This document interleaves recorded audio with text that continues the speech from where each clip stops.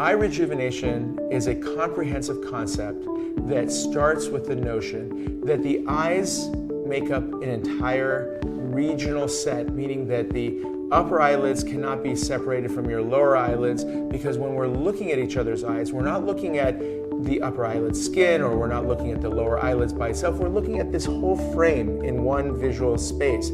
So in order for it to look natural and for it to have the impact of a rejuvenated appearance, that whole area should be taken into consideration at the same time. And if procedures need to be done, they're done simultaneously to make the greatest impact possible. When we're trying to put together a plan, the ideal scenario is that we're going to treat the upper eyelids as a set, usually involving a lateral brow and a upper blepharoplasty, so that there isn't a remaining hooding of this corner from the sagging lateral brow even after we take the upper eyelid skin. So we want that to be elevated a little bit so that you have a nice balanced and beautiful outcome on the upper eyelid. The lower eyelids usually occur in a set of involving volume loss in addition to some type of skin or soft tissue excess, whether you have excess fat or excess skin. So we're looking at the lower eyelids and putting together usually a fat transfer in addition to the removal of some of that soft tissue excess. Eye rejuvenation can take anywhere from 25 minutes if we're just dealing with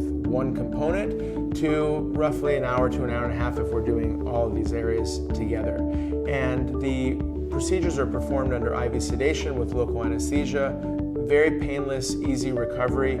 Typically takes between 10 to 14 days to get through the bulk of the healing. Candidacy for eye rejuvenation is essentially any individuals that are starting to notice that their eyes are looking tired, they're starting to get heaviness on their upper eyelids, heaviness and sagging of their lower eyelids, and just an overall hollowed look around their eyes. And what we want to do ultimately is create a rejuvenated and refreshed look, because that's really what it's about. And anytime that we can pair these various aspects together, we have a good candidate and we can create a beautiful outcome for these patients.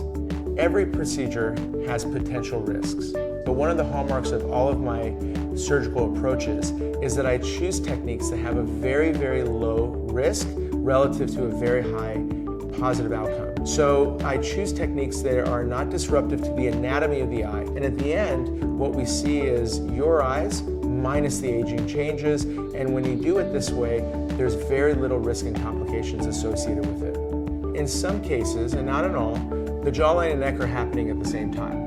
And when we rejuvenate the eyes, sometimes it'll create a little bit of an imbalance between what's happening on the upper third of the face versus what's happening in the lower 2/3. So if that happens, a vertical restore or a vertical prevent is a great complementary addition to bring the entire face into continuity and balance. In our practice, the results always look natural, which is so important when it comes to the eyes, as everyone wants a refreshed look, they don't want a different look. And that's one of the things that I think